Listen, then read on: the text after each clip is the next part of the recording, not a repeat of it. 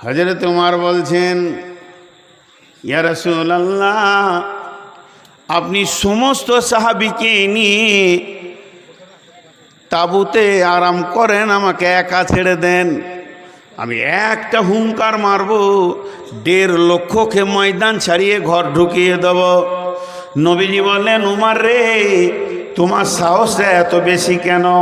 হযরত উমর বললেন, ইয়া রাসূলুল্লাহ, আপনি বলেছেন যাদের সঙ্গে আল্লাহ আছে তারা জীবিত, যাদের কাছে আল্লাহ নাই তারা মৃত। আমি উমর মনে করি আমি একাই জীবিত, আর ওইদিকে যে 1.5 লক্ষ দেখছি ওগুলো আমাকে লাশ মনে হচ্ছে। ওদের কাছে আল্লাহ নাই, ও আমাকে পারবে না। জিহাদের ডঙ্কা যখনই বেজে উঠলো, 30,000 হুঙ্কার মারলো, 1.5 লক্ষকে ময়দান ছাড়িয়ে দিল, কিছুগুলোকে জাহান্নাম পাঠিয়ে দিল, আর মুসলমানদের 10 থেকে 12 জন মাত্র শহীদ হয়ে জান্নাতে চলে গেল। এরই ভিতরে মারতে মারতে পিটাতে পিটাতে বাচ্চার সিংহাসনে গিয়ে আর লোহা সোনার মানে মাথার কুব্বাটা, মুকুটটা, আর ওখানে যত স্বর্ণ ছিল সবগুলোকে নিয়ে এসে মসজিদে নববীতে বাইতুল মালে জমা করে দিল। আল্লাহ তাবারাক ওয়া তাআলা এর মর্মে একটা কোরআনের সূরা নাজিল করেছেন, সূরা রুম। আল্লাহ বলেছেন, কুলিবাতির রুম। বন্ধুরা আমার, 30,000-এ 1.5 লক্ষকে ঢুকে দিয়েছে। আজকে মুসলমান আমরা আর জীবিত নাই। এখানে যতগুলো মুসলমান বেঁচে আছি, বসে আছি, একজন উঠে দাঁড়িয়ে বলতে পারবেন যে আমি আমার ব্যবহারে আমার আল্লাহ 100% রাজি আছে, আমি যা বলবো তাই হবে, আমার আল্লাহ আমার দোয়া কবুল করবে? একজন পারবেন? তাই প্রথমে আমি বলছি, আল্লাহর কসম আমার মতো বেঈমান কেউ নেই। এখন মরলে আল্লাহ আমাকে পিটাতে পিটাতে শেষ করবে, তারপরে তো আমার দোয়া কবুল হওয়া দূরের কথা। আমি মুনাফিকি হালাতে আপনাদের সামনে কথা বলছি। 100% ঈমান থাকবে, রাতে দোয়া করব, সকালে কবুল হবে? নাই, শেষ হয়ে গেছি, শেষ হয়ে গেছি। আমার ওস্তাদ একটা গল্প বলতেন, সেই গল্পটা আপনাদেরকে শোনাই। তার আগে আফসোসের কথাটা বলি, আমরা কোথা শেষ হয়ে গেছি। না আমলে, না বিয়েতে, না শাদিতে, না চলা ফেরা, বন্ধু বান্ধব, লেন দেন, ভাষা, কৃষ্টি কালচার, কিছুই নেই। একজন বর্ধমানে মৌলানা, নাম করব না, আমাকে একটা ঘটনা শোনাচ্ছিল, তো আমাকে হাসি লেগে গেল শুনে। আমাদের 24 পরগনা, বারাসাত, না ওই ধামাখালি, তুষখালি, সোনাখালি, বকখালি এলাকাটা বেশিরভাগ বেরেলি আছে, বেরেলি।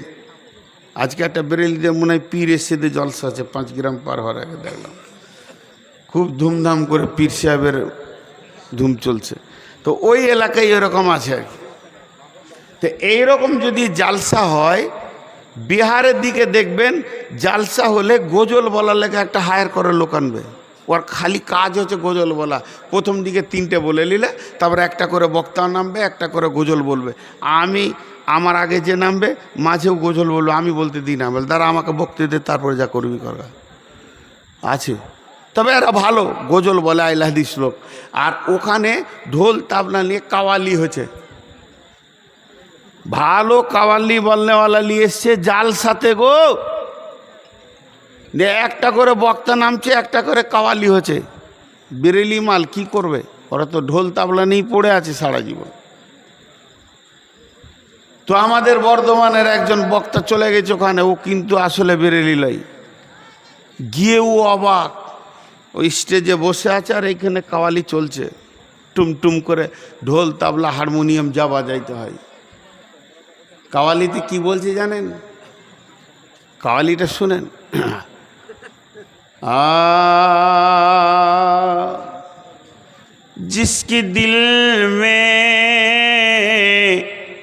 जिसके दिल में मोहब्बत रसूल नहीं, ও মোমিন নেহি, মোমিন নেহি, মোমিন নেহি। কথাটা খুব দামি বলছি কিন্তু। जिसके दिल में मोहब्बते रसूल नहीं, वो मोमिन नहीं, मोमिन नहीं, मोमिन नहीं। কওয়ালি হয়ে গেল। এবার সভাপতি বলছে আপনাদের সামনে বর্ধমানের অমুক মৌলানা বর্ধমানই এসেছে, বায়ান করবে। তো মৌলবি উঠলে মানুষ অপেক্ষা করে, কি বলবে? আসসালামু আলাইকুম, আলহামদুলিল্লাহ, নাহমাদুহু ওয়া নাস্তাঈনুহু ওয়া নাস্তাগফিরুহু। এটা 2 মিনিট সব বক্তাই বলে, লোক জানে, চুপ করে শুনে তারপরে বাংলা বলবে। তো এটা তো বক্তার নিয়ম। তা ওকে যখন মাইকটা দিয়েছে, মৌলানা বলতে শুরু করেছে, শ্রোতারা ভাবছে আবার কোয়ালি বলবে নাকি রে, কোয়ালি তো হয়েই গেল, আবার কোয়ালি বলবে নাকি? তো বলছে না, আমার কোয়ালি শুনতে হবে। একজন আর শুনলেন, আমার কেন শুনবে না? মৌলানা শুরু করেছে, जिसके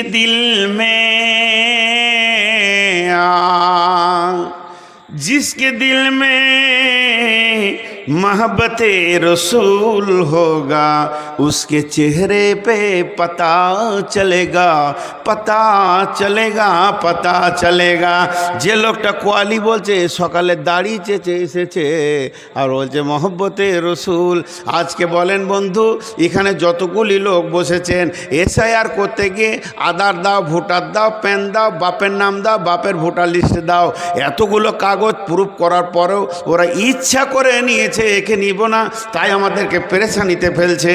আর এখন যদি একবার এই লোকগুলোকে একটা হল ঘরে ভরা হয়, আর কোরআনকে যদি বলা হয় তুই চেক আপ কর, কে মলবে, কে মুসলমান, কে মুসলমান নয়, কে মুসলমান, কে মুসলমান নয়, কোরআন যদি আমাদের চেক আপ শুরু করে দেয়, কথার কথা বলছি, জিব্রাইলকে পাঠানো হলো বেরোলো করে, যে বলা হলো একবার এদের পেপাসগুলো দেখে নে, চেহারা দেখবে, মুখে লাত মেরে তেরে দেবে, আল্লাহর কাছে গণনায় আসবো না। আল্লাহর কাছে যদি গণনা না আসি, এসআইআরে ফেল পড়লে আপনাকে ডিটেকশন ক্যাম্পে রেখে মেরে দেবে, এর থেকে বেশি কিছু করতে পারবে না। কারণ দুনিয়াটা নিয়ে এরা বেশি পেরেশান হয়ে আছে। আল্লাহ রসুল ফাইসালা করে দিয়েছে, আর দুনিয়াও সিজনুল লিল মুমিনিন, মুমিনের জন্য দুনিয়া হচ্ছে জেলখানা, আর জেলখানায় মানুষ শান্তিতে বাস করে না, পেরেশানিতে বাস করে। অতএব আমরা পেরেশানিতে বাস করব। আর জান্নাতুল লিল কাফের, কাফেরের জন্য এটা জান্নাত, এরা লাফাবে, হয়ে করবে, ঢোল বাজাবে, তাবলা বাজাবে। তাই তো দেখা যাচ্ছে মুসলমান যেন জেলখানায় বাস করছে, আল্লাহ রসুলের কথাটা মিলে গেছে, ওরা যেন জান্নাতের খোঁজ খবরে নিয়ে নিচ্ছে। কিন্তু সূরা আরাফটা খুলে দেখবেন, ওই বেঈমানরা আজকে যারা গেরুয়া পোশাক পরে বড় বড় তালোয়ার নিয়ে মুসলিমদের মসজিদের সামনে তালোয়ার ঘোরাচ্ছে, ওই বেঈমানরা যখন জাহান্নামে চলে যাবে, সূরা আরাফের ভিতরে আছে, তখন এই মুসলমানদেরকে নিয়ে গিয়ে দেখানো হবে, দেখো ওই লোকগুলো কোন জায়গায় রয়েছে। ওরা চিৎকার করে বলবে, বন্ধুরে ভুল করেছে, বাঁচার কোনো উপায় আছে কি? তখন এই মুসলমানরা বলবে, বেঈমান রে, তোদের চরিত্র তোদেরকে ঠিক জায়গায় পৌঁছিয়ে দিয়েছে। দেখাবে আল্লাহ। কিন্তু সূরা আরাফে আছে, আমার আয়াতটা মুখস্থ নেই, শুধু তর্জমাটা দিলাম। এর পরে পরে আয়াতটা আবার মুখস্থ আছে, পরের আয়াতটা। ওরা তখন চিল্লি উঠে বলবে, নাদা সাবুন নারা সাবুল জান্নাতে আনাফিজু আলাইনা মিম্মা রাযাকাকুমুল্লাহ ক্বালু ইন্নাল্লাহা হারামাহুমা আলাল কাফিরিন। ওরা চিৎকার মেরে বলবে, এর জান্নাতীরা, আমরা জাহান্নামে কিছু খাবার পেছি না, আল্লাহ তো তোমাদেরকে পানি খাবার অঠেল দিচ্ছে, ওগুলো কিছু জাহান্নামে পাঠিয়ে দাও, তা কি আমরা একটু বাঁধবো? তখন এই জান্নাতীরা বলবে, ক্বালু ইন্নাল্লাহা হারামাহুমা আলাল কাফিরিন, জান্নাতের খাবারকে জাহান্নামীদের জন্য আল্লাহ হারাম ঘোষণা করেছে। দুনিয়াতে যা হারাম বলেছিল তা তোমরা খেয়ে নিয়েছো, মানোনি, এখানে মানিয়ে ছাড়বে আল্লাহ। ভাইরা আমার, তাই একটা কথা বলি আফসোস করে, বচনে বচনে বিটি হারাইল ক্যাথা, ভেরলের যুদ্ধতে গেল শিয়ালের মাথা। মা বিটিতে ঝগড়া করে বটি পড়ল নাকে, তিনজনের মধ্যে দোষ দিব কাকে? জি, এক শিকারী জঙ্গলে গেছে, হরিণ শিকার করবে। হরিণ গোটা জঙ্গল ঘুরে ক্লান্ত হয়ে গেছে, খালি হাতে ঘর যাব। দেখতে একটা গাছের নিচে ঝোপে দুটা ছোট ছোট বাঘের বাচ্চা, একদিনের বাচ্চা কি দুদিনের বাচ্চা, বাঘের বাচ্চা রয়েছে। ওই বাঘের বাচ্চাটা নিয়ে ঘর চলে এলো। বাঘের বাচ্চা মানুষের কোলে ঘর চলে এলো। 1 মিনিট ধ্যান দেন, 1 মিনিট। এবার মানুষের উঠার টাইম হয়ে গেছে। মনে মনে ভাবছে তুই থাক আর তোর বাপ থাকুক, আমি জানলাম। বাপজিরা, জালসা কমিটিকে একটা কথা বলে বলে ক্লান্ত হয়েছি, পারি নাই, এখন ছেড়ে দিয়েছি। 12টার পরে জালসা করবো, এই নিয়তটা করিয়েন না। এখানে একটা কথা বলবো, আমি ভুলে গেছিলাম, মাথা থেকে সরে গেছিল, একটু ধ্যান দেন, এই উদাহরণটা পর বলবো। আর এই যে উঁচু করেছে, উঁচু জালসার 1.5 ফুট যদি উঁচু হয়, ওতে বক্তাদের বক্তব্য ভালো জমে, শ্রোতা বক্তা। এইখানে কাছে যে কটা বসে আছে সব ঘাড়ের অসুখ হয়ে যাবে, কালকে মালিশ করবেন এখানে, এমনি করে আসমানের চাঁদ দেখছে। হ্যাঁ, আমি দেখছি তো আপনারা একবার করে ঘাড় নামাচ্ছেন, নাহলে এমনি করে থাকলে ঘাড় ধরেই যাবে। বুঝে না, বহুত বলেছি। আর এই স্টেজ উঁচু করে শুধু এই এরিয়াটা। মালদাতে আপনাদের ডবল লোক হয়, কিন্তু 1.5 ফুট উঁচু। 1.5 ফুট আর এটা 1.5 ফুট, 3 ফুট হয়ে গেল। আমি বসলে মুখামুখি সামান লাগবে। কিন্তু এটা যে উঠলাম, তা আমার তো মনে হলো 2 তলা পেরিয়ে গেল নাকি। তাই আমি আবার ওই একে বললাম ভাইকে যে লিফট লাগাতে হতো, লিফট ভালো হতো। এগুলো ভুল। তো আমি যে উদাহরণটা দিচ্ছি কি, বাঘের বাচ্চাটা নিয়ে বাড়ি চলে গেল। বাড়িতে গিয়ে ওর মাথা খুলেছে যে বাঘ তো খোয়া যাবে না, হারাম, তাহলে একে রাখবো কোথা? ওর ভেড়া আছে মেলায়, ভেড়ার দলে ভরে দিয়েছে। বাচ্চাটা কার? মানুষ হচ্ছে কোথায়? ভেড়ার দলে। বাঘের বাচ্চা ভেড়ার দলে। এবার ভেড়ার দলে মানুষ হচ্ছে, ওর 1-150 ভেড়া আছে। যখন এদিকে গুঁতা মারে ওইদিকে লাগে, ওইদিকে গুঁতা মারে এদিকে লাগে। এই করতে করতে করতে করতে ও বড় হচ্ছে। ইনি কেন বসছেন জানেন তো? কেন বলে দা? আমি জানি কেন বসেছে, চোখ মুজে বলে দেবো, আর 100% ঠিক হবে এটা। কিন্তু কোনো লাভ নাই, কোনো লাভ নেই। আস্তে আস্তে বেশ বড় হয়েছে বাঘের বাচ্চাটা, কিন্তু গুঁতা খেয়ে বড় হয়েছে। একদিন ওই শিকারী ওই বাঘের বাচ্চা সহ 150 ভেড়া নিয়ে জঙ্গলের ধারে চড়াতে গেছে। সব ভেড়া চড়ছে, আর ও বসে বসে বসে বসে জাল বুনছে, বসে বসে জাল বুনছে, আর দেখছে সব ভেড়া ঠিক আছে। কিন্তু একটা জঙ্গলি বাঘ, ও জঙ্গলে মানুষ হয়েছে, ও নিয়ত করেছে আজকে একটা ভেড়া খাবো, খাবো তা খাবো, একটা বড় ভেড়া নিয়ে পালাবো। দৌড়ে এসে আও করে বড় ভেড়া বলে ওই বাঘটাকেই ধরে ফেলেছে। আর বাকি যে 150 ভেড়া ছিল, ওরা একটা শব্দতে বাড়ি ঢুকে গেছে। ওকে যখন থবা মেরেছে, কামড়াতে যাবে, তখন দেখছে যে আমার মতোই গায়ে চাকা চাকা দাগ, আমার মতোই বাঘ। তো ভেড়ার দল এখানে আর মাথা কাজ করছে না। এর মাথা মনে হচ্ছে রাঁচিতেও কাজ হবে না, ফেল হয়ে গেছে। কি ব্যাপার? তো ওকে তখন ছেড়ে দিয়ে বলছে, এই তুই বাঘের বাচ্চা, আমার মতো বল, আও। ও বলছে শেষ। অনেকক্ষণ থেকে ট্রেনিং করলো, হলো না। শেষকালে ওরা কানটা ধরে নদীর ধারে নিয়ে গেল, বলছে দেখ। এবার ওকে জালসা করছে, তোর গোঁপ আছে আমারও গোঁপ আছে, তোর দুপাটি দাঁত আছে, আমারও দাঁত আছে, তোর পায়ে থবা আছে, নোক আছে, আমারও থবা আছে, তোর গায়ে যেমন দাগ আছে আমারও দাগ আছে। আর আমি একটা হুঙ্কার মেরে দিয়েছি, 150 ভেড়াকে ঘর পাঠিয়ে দিলাম। তুই হতবাগা থেকে গেছিলি, আর তুই ভেড়ার ভিতরে রয়েছিস। তুই যদি আমার মতো একটা হুঙ্কার মারিস, 150-200 ভেড়া ময়দান ছেড়ে দেবে। একবার আমার মতো তুই বল আও। ও তখন বলছে ম্যাঁ। তখনই মাথায় হাত দিয়ে বলছে, হতভাগা রে, এলো রে কাল ভাদ্র কাল, ভেড়াতে চাটে বাঘের গাল। তোর জীবনে এই ঘটনাটা ঘটলো কেন? তুই বাঘের বাচ্চা, মানুষ হয়েছিস ভেড়ার ভিতরে, এই জন্যে তোর সত্তাটা হারিয়ে গেছে। তুই কোন সত্তার মানুষ তুই নিজেকে আর বুঝতে পারছিস না। আর মুসলমানের বাচ্চা বাঘের বাচ্চা, এ হলো উমারের বাচ্চা, এ হলো আলীর বাচ্চা, এ হলো খালিদ বিন ওয়ালিদের বাচ্চা। একটা হুঙ্কারে 1.5 লক্ষকে কাঁপিয়ে দেবে। কিন্তু এরা নিজেদের জায়গাটা ছেড়ে দিয়েছে, মসজিদ মাদ্রাসায় বসা ছেড়ে দিয়ে এরা চায়ের দোকানে, ক্লাবে, আড্ডাতে, তাসে, জুয়োতে, লুডুতে, দাবাতে বসে বসে বসে বসে বসে বসে বাঘের সত্তাটাকে হারিয়ে দিয়ে ভেড়ার থেকেও নিচে চলে গেছে।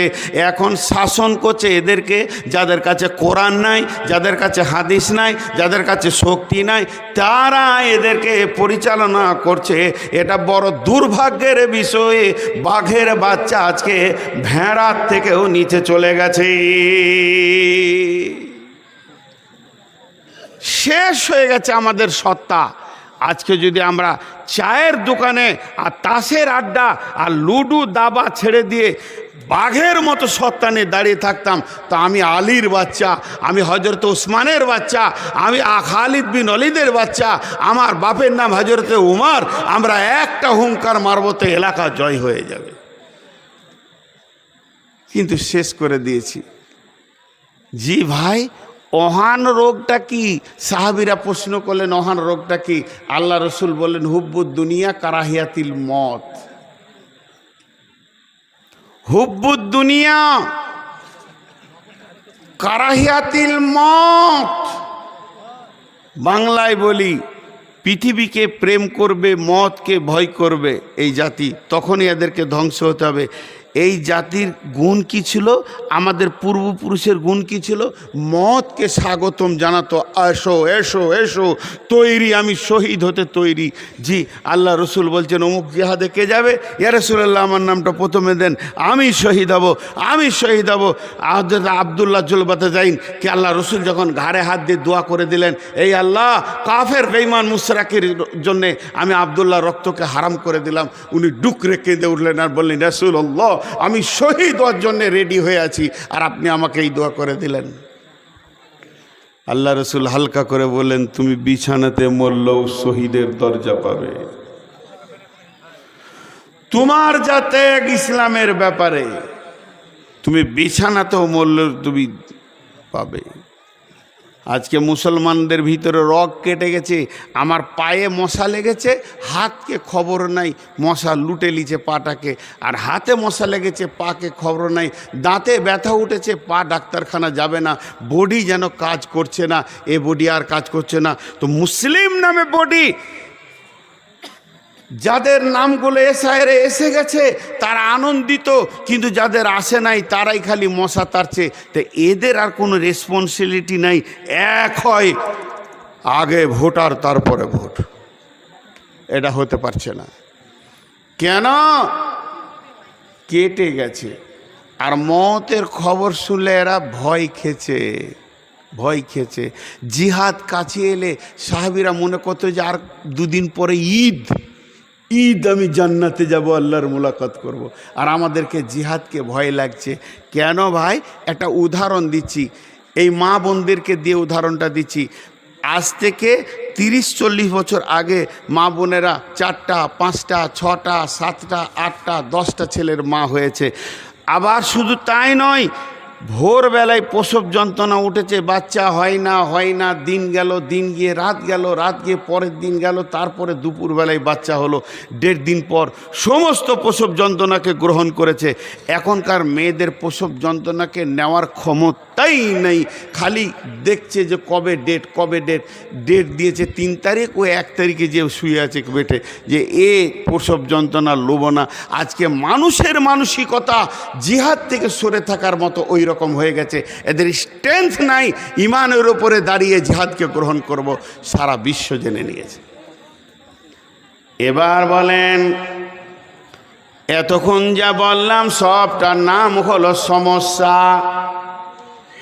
এতক্ষণ যা বললাম 5 মিনিট 10 মিনিটের নাম হলো সমস্যা। আমি এতক্ষণ যা আপনাদের সামনে বক্তব্য রাখলাম, বক্তব্যটা এখন যদি ছেড়ে দিয়ে নাম হবে সমস্যা। এবার সমাধানের কথা বলছি। বিসমিল্লাহির রহমানির রহিম।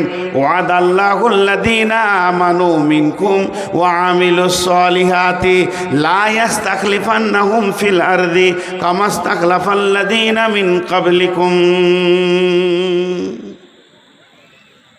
আমি ওয়াদা করেছি আপনাদের এই জালসায় আসবো। আমার আল্লাহ যদি আমাকে আসার তৌফিক না দিত আসতে পারতাম না। ইনি ওয়াদা করছেন কাল সকালে কলকাতা যাবে, আল্লাহ যদি তৌফিক না দেয়তে যেতে পারবে না। কমিটি ওয়াদা করছে কাল সকালে আপনাদেরকে নিয়ে আনন্দ করবে, আল্লাহ যদি তৌফিক না দেয় তা পারবে না। কিন্তু আল্লাহ যদি ওয়াদা করে তৌফিক চাইতে হবে? কথা বলেন। আল্লাহ যদি ওয়াদা করে নূর মোহাম্মদ তোকে কাল সকালে মারবো 8টায়, তা কারো কাছে ক্ষমতা চাইতে হবে? আল্লাহর ওয়াদা সত্য না মিথ্যা? সবাই একবার বলবেন না, 1-2 জন বলবেন আল্লাহর ওয়াদা সত্য না মিথ্যা? এবার আল্লাহ ওয়াদা করছেন কোরআন শরীফে সূরা নূরে 55 নম্বর আয়াত কি বলছে দেখেন। ওয়াদাল্লাহুল্লাযীনা মিনকুম ওয়াদাল্লাহুল্লাযীনা আমানু মিনকুম ওয়া আমিলুস সলিহাতি। আল্লাহ ওয়াদা করছেন, হে ইমানদাররা, আমি আল্লাহ তোমাদের সঙ্গে ওয়াদা করছি। কি ওয়াদা করছি? তোমরা খালি আমাকে বলো ইন মিনকুম ওয়া আমিলুস সলিহাতি, তোমরা ভালো আমলে খালি ঢুকে যাও। ভোটার লিস্ট দেখতে যেতে হবে না, বিআরওর কাছে যেতে হবে না, তোমাকে যেতে হবে না উকিলের কাছে, দ্বারস্থ হতে হবে না কোর্টের কাছে। তুমি এক কাজ করো, সমস্ত মুসলমান মসজিদে ঢুকে যাও। হাইয়া আলাস সালাহ, নামাজে এসো। হাইয়া আলাল ফালা, সমাধান লিবে তো এখানে এসো, মসজিদে ঢুকে যাও। আল্লাহ কি বলছেন, কি করব? লা ইস্তাখলিফান্নাকুম ফিল আরদি কামা ইস্তাখলাফাল্লাযীনা মিন ক্বাবলিকুম, যেমন তোমাদের পূর্বপুরুষদেরকে অর্থাৎ সাহাবীদেরকে যেদিকে হেঁটেছে সেই দিকে বিজয়ী দিয়েছি, আজকে তোমাদেরকেও আমি এই ভারতের মাটিতে বিজয়ী দেখাবো। তোমরা এ দেশ শাসন করবে, তোমাদের কাছ থেকে কেউ কেড়ে নিতে পারবে না। তোমরাই শাসন করবে, দেশ তোমাদের অধীনস্থে চলে আসবে, শুধু আমি যেটা বলছি ওইটা করো।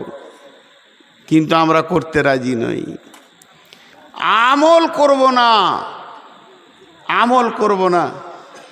মাফ করবেন একটা কথা বলছি, ক্ষমা করবেন একটা কথা বলছি, মাফ করবেন একটা কথা বলছি, ক্ষমা করবেন একটা কথা বলছি, আবার 3 বার মাফ চাইছি একটা কথা বলছি, ক্ষমা করবেন একটা কথা বলছি। যত নেতৃস্থানের আপার লেভেলের লোক বসে আছে তারা কেন আজকে চুপ?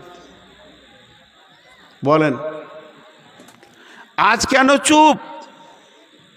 তারা মুখ খুলছে না। তাদের মধ্যে 2টো গ্রুপ তৈরি হয়েছে।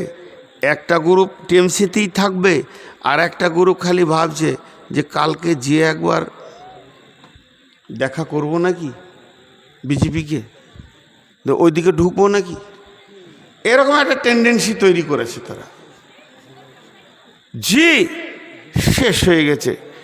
আল্লাহর একটা ছোট্ট সূরা বলছেন আমাদের কাছে, 2টি আয়াত বাদ দিয়ে 2টি আয়াত বলছি। বিসমিল্লাহির রহমানির রহিম।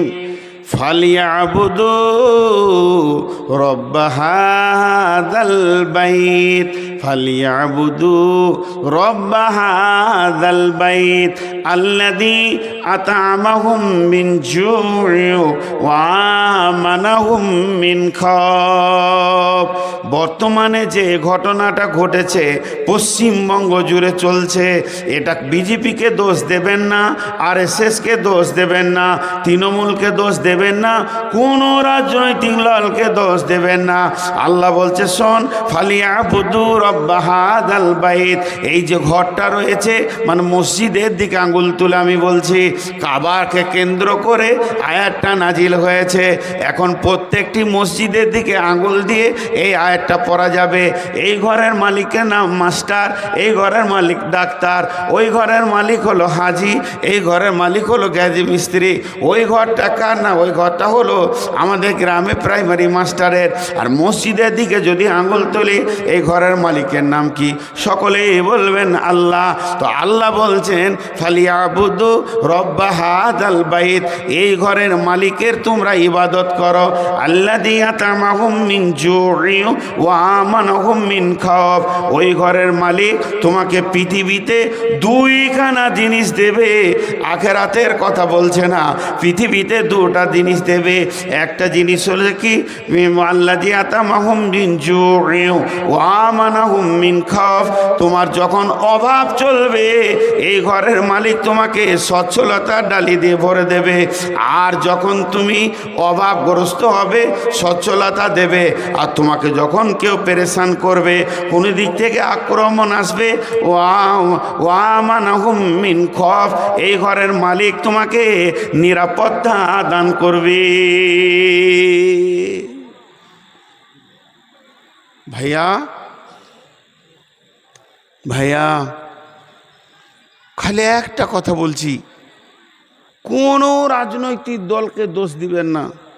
আমি যত বকলাম সব কথার এক কথা, বিজেপি কিছুই করতে পারবে না, আরএসএস পারবে না, তৃণমূল পারবে না, যদি আমার আল্লাহ আমার সঙ্গে থাকে।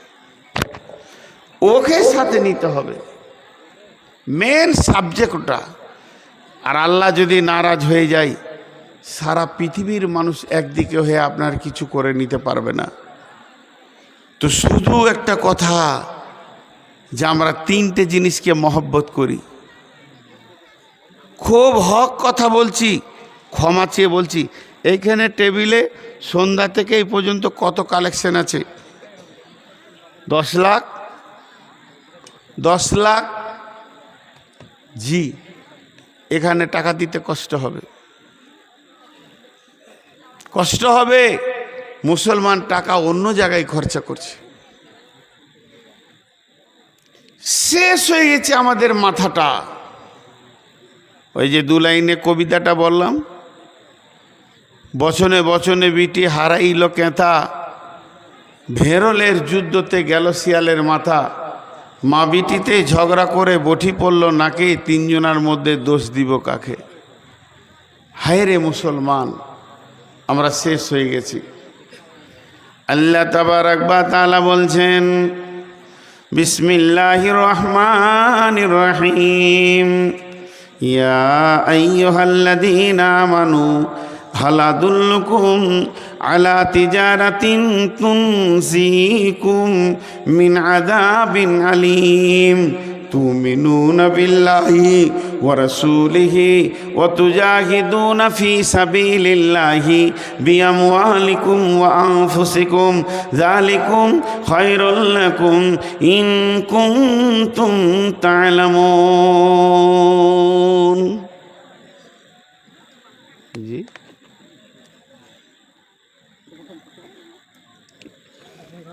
ওকে বকেছি, মাইকের সাউন্ডটা এত কমিয়েছে আমার কষ্ট হচ্ছে, দেয়নি। না, প্রথমবারে খুব জোরে দিলে বকে দিলাম, এখন আমার কষ্ট হচ্ছে, ঘেমে গেলাম আর কি, খুব মুশকিল, অনেক কমিয়েছে। ভাইয়া কেউ উঠবেন না, আমি একদম 10 মিনিটের মধ্যে ছেড়ে দিব। এই আয়াতটা তর্জমা খালি শুনেলেন, খালি তর্জমা, আমি তফসির করব না, তাও বলছি। ইয়া আইয়ুহাল্লাযীনা আমানু হাল আদুল্লুকুম আলা তিজারাতিন তুনজিকুম মিন আযাবিন আলীম। হে ঈমানদারেরা, তোমাদেরকে কি আমি এমন একটা ব্যবসা শিখিয়ে দেব না যে ব্যবসাটা করলে তোমরা আযাবে আলীম থেকে বেঁচে যাবে? ওই ব্যবসাটা হলো তিনটে জিনিস। এক নম্বর হলো তুমিনুনা বিল্লাহি, দু নম্বরে হলো ওয়া রাসূলিহি, তিন নম্বরে হলো ওয়া তুজাহিদুনা ফি সাবিলিল্লাহ। প্রথমে তোমরা আল্লাহর উপরে ঈমান আনো, আল্লাহকে আপন সঙ্গী বানাও। আর দ্বিতীয় নম্বর হলো আমার রসুলকে চেহারাতে নিয়ে এসো, দাড়িতে, টুপিতে, পাঞ্জাবিতে, চলাতে, বসাতে, খাওয়াতে, পেশাবে, পায়খানায়, শুয়াতে, উঠাতে, বসাতে নবীজিকে আদর্শটা গ্রহণ করো। আর তিন নম্বর ওয়া তুজাহিদুনা ফি সাবিলিল্লাহ, আল্লাহর রাস্তায় তুমি মেহনতে বেরিয়ে যাও, জিহাদে বেরিয়ে যাও, দিনকে আগে বাড়ানোর জন্যে। তালিকুম খায়রুল লাকুম ইন কুনতুম তা'লামুন, এটা যদি তোমরা জানতে তোমাদের জন্যে ভালো, এটা যদি তোমরা জানতে। অতএব এই তিনটে কাজ আমাদেরকে করতে হবে। প্রথমে আল্লাহর উপরে ঈমান আনতে হবে, আল্লাহর পায়ে মাথা নামিয়ে ডুকরে ডুকরে কাঁদতে হবে। হে আল্লাহ, তোমার সঙ্গে বেয়াদবি করেছে, অনেক দূরে চলে গেছে। আল্লাহ বলছেন জাহারাল ফাসাদু ফিল বাররি ওয়াল বাহরি বিমা কাসাবাত আইদিন নাস, জলে স্থলে যত রকম বিপর্যয় আসবে, মানুষ তোমার হাতের কামাই, তোমরা যেমন করবে ওই রকম ফল আসবে। সূরা ফাতিহাতে আছে ইয়াকা নাবুদু ওয়া ইয়াকা নাস্তাঈন। ইয়াকা নাবুদুটা হচ্ছে নিচে থেকে ওপর দিকে যাবে, আর ওই ইয়াকা নাস্তাঈনটা হচ্ছে ওপর থেকে নিচে আসবে। আমরা নামাজে বলছি তোমারই ইবাদত করে, তার মানে বান্দার কাছ থেকে আমল আল্লাহর কাছে যাবে। তোমারই ইবাদত করি, বান্দার কাছ থেকে আমল আল্লাহর কাছে যাবে। বান্দা যেমন যেমন যেমন যেমন আমল পাঠাবে। আর দ্বিতীয়টা তারপরে হচ্ছে ওয়া ইয়াকা নাস্তাঈন, তোমারই সাহায্য চাই। এখান থেকে আমল যদি ভালো যায়, ভালো সাহায্য আসবে। এখান থেকে আমল যদি খারাপ যায়, খারাপ সাহায্য আসবে। সূরা ফাতিহাই বলে দিচ্ছে তুমি যেমন আমল পাঠাবে ওই রকম সাহায্য পাবে। আল্লাহ রসুল কিয়ামতের আলামত বলতে গিয়ে বলেছেন তুআল্লিমা লিগাইরিদ দ্বীন, আপনারা একবারে জবান খুলে সমস্ত লোককে শোনার মতো উত্তর দেবেন। যতগুলি মিশন চলছে আল্লাহ রসুল বলছেন এমন একটা দিন আসবে সলিড যেখানে শিক্ষা হয়, তার থেকে দুনিয়ার শিক্ষার পেছনে মানুষ দৌড়বে। আজকে হজবিডাঙ্গার মাদ্রাসাটার কত বয়স হলো কাগজে একটা লিখেন, আর এই পাশে যে মিশনগুলো হচ্ছে কদিনকার বয়স হলো লিখেন। আজকে মিশনে 15,000 টাকা মাস দিয়ে আর 25,000 টাকা ভর্তি, গোপনে সেক্রেটারিকে আরও 20,000 টাকা দিয়ে কত কলা কীর্তন সব খবর আমাদের কাছে আছে, দিয়ে ছেলেকে পড়াচ্ছে। আর মাদ্রাসায় যাকে পড়াচ্ছে খালি একবার সেক্রেটারি বলে দেখ যে মাসে 6,000 লাগবে, ও ছেলে ঘরে চলে যাবে। তখন ওসর খা, ফেতরা খা, জাকাত খা, বাইতুল মাল খা, মাদ্রাসায় খরচায় খেলেন, কেউ দিবে না। আর মার কি সাধে আসছে গো, মার কি সাধে আসছে। গিরিল মিস্ত্রিকে দেখেছেন? গিরিল লোহার গিলি যারা তৈরি করে, ওদের হাতে একটা হাতুড়ি থাকে, এমনি করে দেখবে বারটাকে, যেখানেই টানা আছে ফটাঙ্ক মারবে। এখন বিজেপিকে গিরিল মিস্ত্রি তৈরি করেছে আল্লাহ, আর আমাদেরকে বার তৈরি করেছে। পিটা খালি পিটা, যেখানে টানা দেখবি ওখানেই পিটাও, হাঁটু ভেঙে দেওয়ার সোজা করা হয়। শেষ। আমরা কত পার্সেন্ট কোরআনের সাথে আমাদের জিন্দেগি মেল আছে? আমি আর কোরআন কত পার্সেন্ট মেল আছে? 100-তে 5%। বাংলাদেশে একটা ছেলে উঠে বলেছিল হুজুর 5% হবে। তাই যদি হয় তাহলে 95% কোরআনের বাইরে হাঁটছি আমরা। মার কি সাদে আসছে? সুবহানাল্লাহ। হজবিরাঙ্গার লোক খুব কষ্টতে আছে। এই যে এত মুখ চলা মেয়ে নিয়ে আপনারা সংসার করছেন গো, কি কষ্টে আছে আল্লাহ জানে। আহা ভাইরে, আমি গরিব মানুষ, নাহলে সবাইকে দুটা করে জিলাপি খাওয়াতাম। এত কষ্টে আছেন আপনারা। এইভাবে ঘরেও বকে তো, ওই লেগেই বেটা ছেলেগুলো রোডে দেখতে পাই বেশি, গাড়ি নিয়ে দিকে যাই তো। ঘরে থাকবে কেন? এই যে মেশিন চলছে, বেশিক্ষণ তো টিকতে দিবে না। আল্লাহ, খুশি কত, হ্যাঁ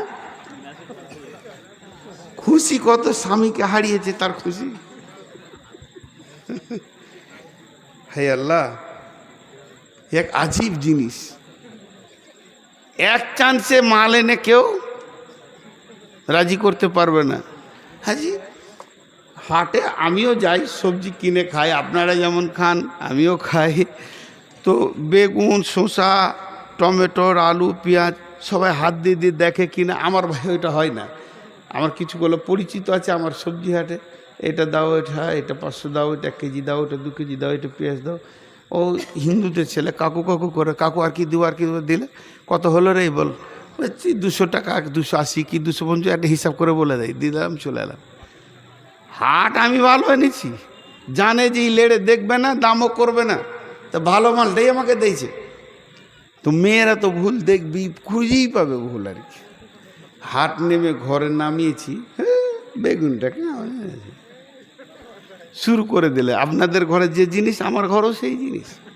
ভাবেন না যে মৌলবীর ঘরেটা ভালো, হ্যাঁ খালি ভুল দেখছে, বুঝছেন?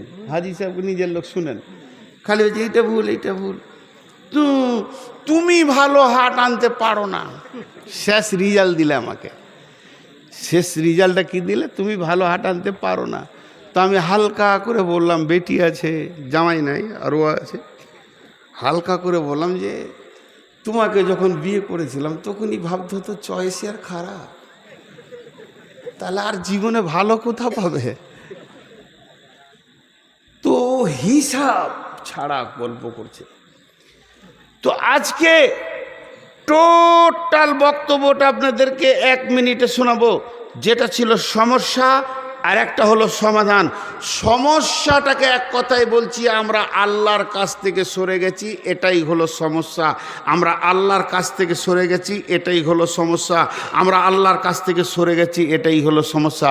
আর সমাধান হলো ফালিয়াবুদু রাব্বা হাযাল বাইত আল্লাযী আত'আমাহুম মিন জু'ইন ওয়া আমানাহুম মিন খাউফ। আল্লাহর কাছে এসে তওবা করে সমস্ত গুনাহকে, হারামকে ছেড়ে দিয়ে 5 ওয়াক্তের নামাজি হয়ে যান। আল্লাহ রাতারাতি সমস্ত নিয়মকে চেঞ্জ করে দেবেন। পারবেন কি পারবেন না? আল্লাহকে ব্যালট লাগবে না, ভোট লাগবে না, ইলেকশন লাগবে না, রাতারাতি চেঞ্জ করে দিবেন।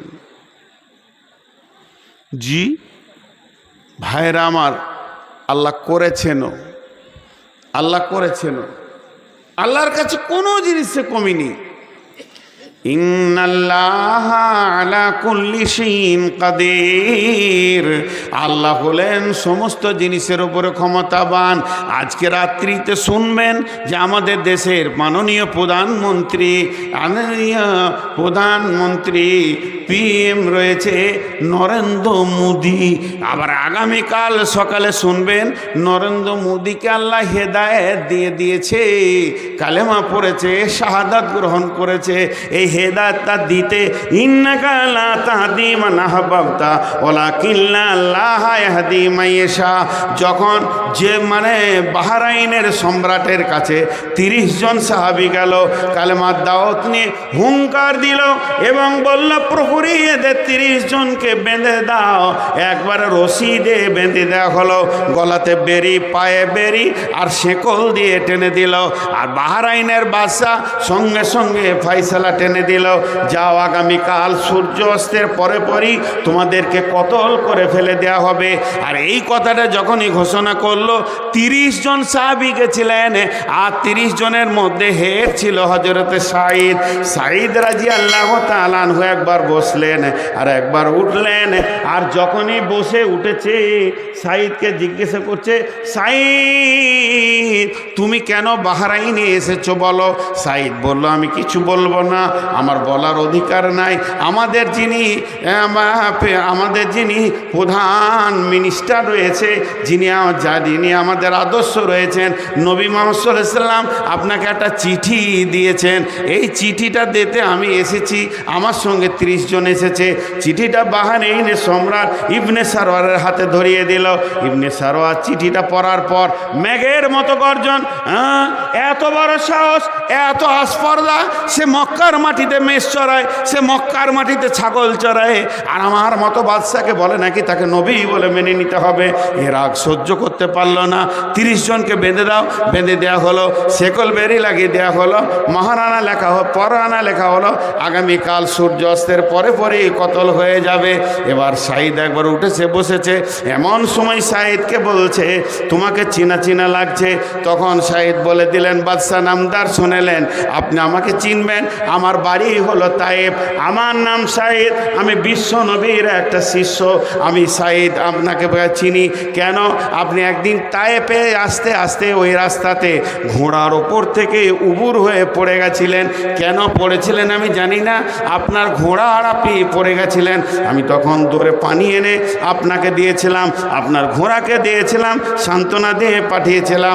তখন বাদশা বলছে, হ্যাঁ তুমি আমার উপকার করেছো, তাহলে তোমার আমি একটা উপকার করব, বলো তুমি কি চাও? তবে মৃত্যুদণ্ডের আদেশ দিয়েছি, এইটাই খালি রদ হবে না, তোমার মনের বাসনা তুমি বলতে পারো, আমি পূরণ করব। তখন সাঈদ বলল, আমি একটু চাই। আমি যখন এসেছি এদিকে বেরিয়ে রসুলের চিঠি নিয়ে, তখন আমার মা পেছন থেকে ডেকে বলেছিল, বেটা সাঈদ একবার বাড়ি ফিরে আয়, তোর পুত্র সন্তান হয়েছে, তুই একবার দেখে যা। কারণ আমার বিবি ডেলিভারি প্রসব যন্ত্রণায় ছিল, ওই অবস্থায় বেরিয়ে এসেছি, আমি আর সন্তানটা দেখতে যাইনি। কতল তো আপনি করে দেবেন, আমাকে একবার যদি ছেড়ে দিতেন আমি বাড়ি থেকে ফিরে আসতাম। সঙ্গে সঙ্গে বাদশা বলল, কে পাগল আছে যে বোতলের আসামিকে ছেড়ে দেবে? এটা কোনো দিন হবে না। তবে তোমার পরিবর্তে কাউকে যদি জামিন দিতে পারো তো দেখো। যখনই এ কথা বলা, ওই ভিড়ের ভিতরে ইসহাক নামে একটা সাহাবী ছিলেন, দৌড়ে এসে বললেন, সাঈদকে খুলে দেন, আমাকে বেঁধে নেন। সাঈদকে খুলে দেওয়া হলো, ওকে বেঁধে নেওয়া হলো। সূর্য ডুবতে আর বাকি নাই, ছোট হয়ে লাল হয়ে গেছে, এবার আস্তে আস্তে আস্তে আস্তে ডুবে যাচ্ছে। এমন সময় জাল্লাদ এলো, ইসহাক কি প্রথমে নিয়েছে, নিয়ে বলছে, তুমি দাঁড়িয়ে যাও। জাল্লাদ হুঙ্কার মারছে, ইসহাক ইসহাক ইসহাক তুমি কে বড় ভুল করেছো, একটা মৃত্যুদণ্ডের আসামি কোনো দিন ফিরে আসতে পারে না, তুমি মত জামিনে কেন সই দিলে ভাই? এর মতো বোকামি তো আর দেখা যায় না। দরবারে যত লোক আছে বলা বলি করছে, ভাই ইসহাক কত বোকামি করেছে, একজনের জানের জামিন হয়ে গেছে। এমন সময় লাল রঙের রাঙা হয়ে গেছে মেঘ, সূর্য বসিছে পাটে, খোলাই ফিরেছে বেহগে, নৌকা লাগিয়েছে ঘাটে। এমন সময় একটা দ্রুত ঘোড়া বালি উড়িয়ে চলে আসছে, কুঁড়ের দাপটে যেন আগুনের ফুলকে ছড়ছে। ধরে এসে ঘোড়া থেকে ঝাঁপ মেরে ইসহাক টেনে সরিয়ে দিয়ে গর্দনটা পেটে দিয়ে বলছে, জাল্লাদ তুমি দেখো, সাঈদের ওয়াদা এখনো ঠিক আছে, সূর্য ডুবতে এখনো সিকিখানি বাকি আছে। ইসহাককে বলল, বন্ধু দুনিয়া থেকে চলে গেলাম, কিন্তু তোমার উপকার আমি আর করতে পারলাম না, তোমার কাছে ঋণী থেকে গেলাম, তুমি আমাকে মাফ করে দাও।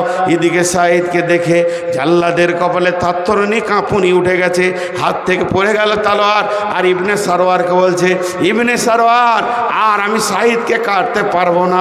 এত বড় আদর্শ যাদের, এত সত্য কথা যারা বলে, যারা ওয়াদাকে ঠিক রাখে, এই রকম ব্যক্তিকে আমি আর কাটতে পারবো না। ইবনে সারওয়ার সিংহাসনে বসেছিল, বাদশা লাফ মেরে দিয়ে দৌড়ে এসে বলল, সাঈদ তুমি কেন ফিরে আসিলে কথা জানিতে চাই। ইসহাক তুমি কেন মহৎ জামিনে সই দিলে ভাই? তুমি কি বড় সাহসের কাজ করেছো, মহৎ জামিনে সই করেছো, তুমি বা কেন ফিরে আসিলে?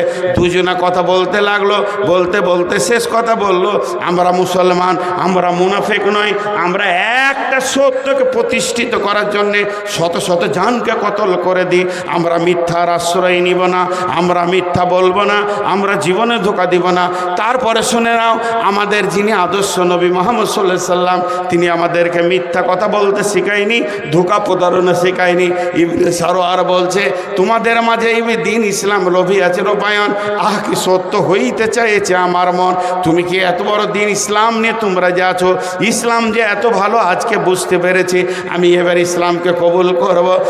সাইদ তখন বলছে আমাদেরকে দেখে যদি পাগল হয়ে যান, আমরা তো হলাম জেরক্স কপি, ফটোকপি, আমরা তো অরিজিনাল নয়। আমরা যার কাছ থেকে শিখছি সেই অরিজিনালের নাম হলো নবী মুহাম্মদুর রাসূলুল্লাহ সাল্লাল্লাহু আলাইহি ওয়াসাল্লাম। সামনে শোনে ইবনে সারোয়ার বলছে চলো চলো চলো, আমাকে এক্ষুনি নিয়ে চলো, না হলে বিলম্ব হয়ে যাচ্ছে। আমি তার হাতে হাত দিয়ে কালেমা শাহাদাত গ্রহণ করব। আল্লাহর নবীর কাছে এসে ইবনে সারোয়ার বললেন আশহাদু আল্লা ইলাহা ইল্লাল্লাহু ওয়া আশহাদু আন্না মুহাম্মাদান আবদুহু ওয়া রাসূলুহু। একটা সাহাবীর আদর্শে একটা দেশ জয় হয়ে গেল, একটা বাদশা কালেমা চেঞ্জ করে নিল একটা আদর্শে।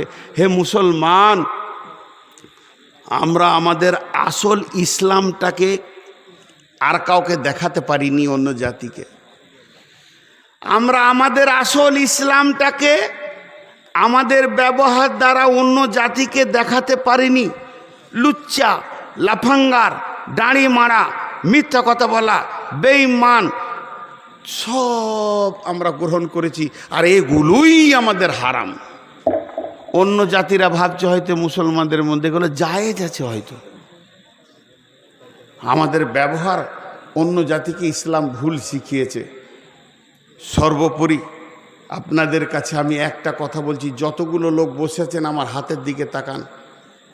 কেউ আমার ছেলের বয়সে বাপজি, যিনি আমার বড় বাপ, বাপের বয়সে তাকে আব্বা বলছি, যিনি আমার বয়সে বন্ধু, 3টে মিনিট উঠিয়েন না। খালি আমি একটা কথা বলবো, এই 3টে মিনিটের ভিতরে, এটা আমি মুসাফির, আমার এটাও মুসাফির, আমার সাথেই ঘুরে। এই মুসাফির চাদরটাকে এখানে দিছি, আমি দোয়া করতে চলেছি বিশ্ব মুসলিমের জন্যে। প্রাণ খোলা আমিন বলবেন। আর যতজন বসে আছেন এই চাদরে হাতটা দিয়ে যাবেন। 1000, 500, 200, 100 এগুলো আমার আবদার। যদি না থাকে আপনি 1 টাকা দেবেন, সেটাও যদি না থাকে আপনি খালি হাতটা রেখে যাবেন। আর তারপরেও যদি এটা রেখে না যান, ওই দিকে পালিয়ে যান, তা উনি হাত তুলেন, ওনার সঙ্গে আমার কিছুক্ষণ কথা আছে যে কেন উ যাবে।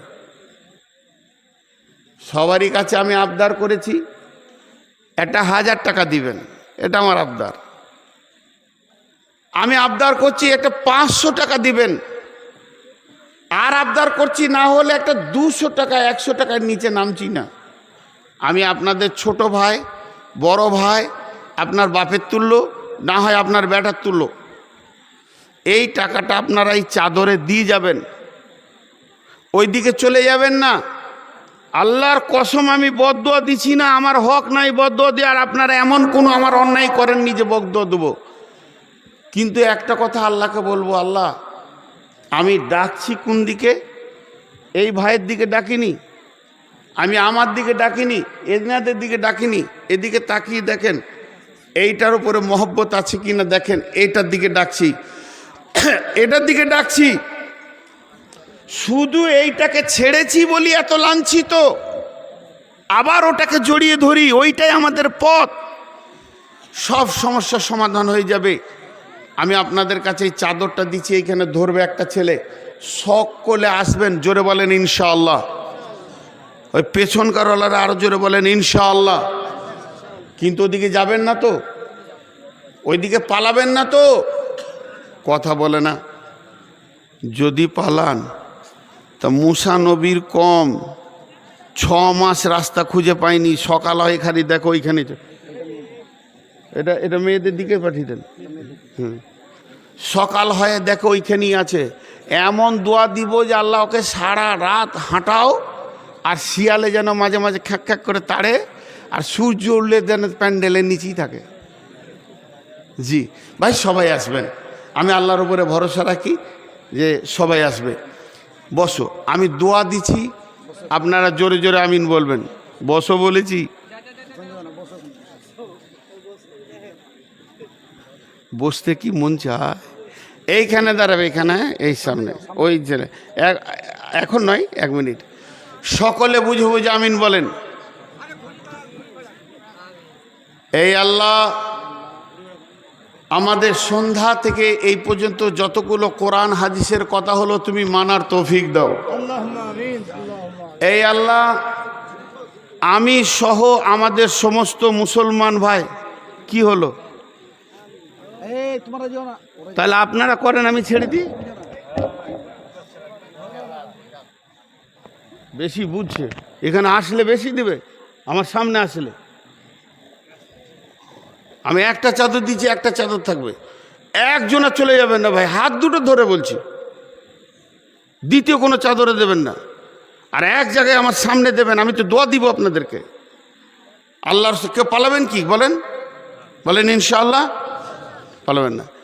এই আল্লাহ, বিশেষ করে পশ্চিমবঙ্গে মুসলমানদের উপরে বেঈমানদের একটা অত্যাচার চলছে, তুমি সমস্ত সমস্যা সমাধানকারী সমাধান করে দাও। সেই বেঈমানদের জন্য প্রথম দোয়া দিচ্ছি, আল্লাহ তুমি ওদের জন্য হেদায়েতের দরজা খুলে দিয়ে আমাদের দলভুক্ত ভাই করে দাও।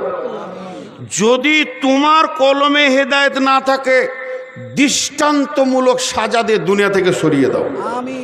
মুসলমানদের রাস্তা আল্লাহ তুমি ক্লিয়ার করে দাও। আল্লাহ, তুমি মুসা নবীকে পানিতে জায়গা দিয়েছো, ইব্রাহিমকে আগুনে রেখেছো, তুমি সেই আল্লাহ।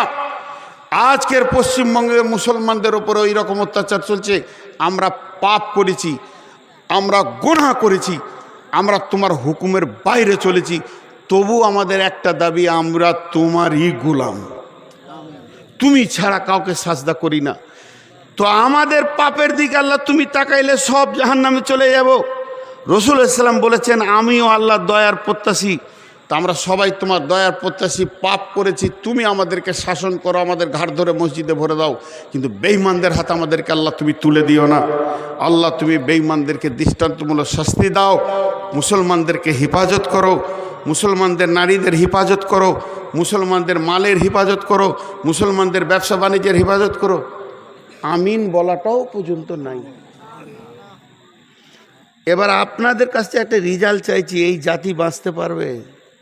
আমার দোয়াটা কবুল হোক আর না হোক, এখানে ফেরেশতা আছে আমিন বলছে, ফেরেশতার সঙ্গে আমিন যদি হয়ে যায়, তার দোয়া কবুল হয়ে গেলে সব সমস্যার সমাধান হয়ে যাবে।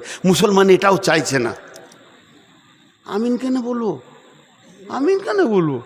আমার তো একটা মান সম্মান আছে, আমিন বলা যায়। কিন্তু যদি বলা হয় তৃণমূল কংগ্রেস, আল্লাহ বলছে তোর ঠান্ডা কি করে করতে হয় আমি জানি, আর দোয়া দিব না। দোয়া নিচ্ছে না যেখানকার লোক, সেখানে দোয়া দেওয়াটাও ইসলাম থেকে মানা আছে। যে শরীয়ত গ্রহণ করবে না তাকে শরীয়তের কথা বলতে যেও না। জি, এত সমস্যার একটা দোয়া, আমি মুসাফির, আমি বেঈমান, আমি বদমাস, আমি মোনাফেক, আমার সমস্ত রকম গুনাহ আছে, কিন্তু মুসাফিরের দোয়া কবুল হবে। আর এখানে আকো ফেরেশতা আছে, এখানে কত মাসুম বাচ্চা রয়েছে, এখানে মাদ্রাসার তালবিন রয়েছে, আলেম ওলামা মুরব্বি রয়েছে, সাদা দাড়ির দোয়া আল্লাহ কবুল করেন সেও রয়েছে। ভাই যদি কবুল হয় সমাধান হবে, কিন্তু আমিনটাও বলার মতো ক্ষমতা নেই। বলেন জাতিটা কোন জায়গায় চলে গেছে? রিজাল্ট দেখেন, রিজাল্ট। হে আল্লাহ, তুমি আমাদের হয়ে যাও, আমাদেরকে তোমার আপনজন বানাও। আমাদের যতজন কবরে চলে গেছে কালেমার সঙ্গে নিয়ে, আল্লাহ তাদেরকে মাফ করো, তাদের কবরগুলোকে নূরে মানওয়ার করো। আমরা যারা জীবিত আছি আল্লাহ আমাদের রাস্তা ক্লিয়ার করে দাও।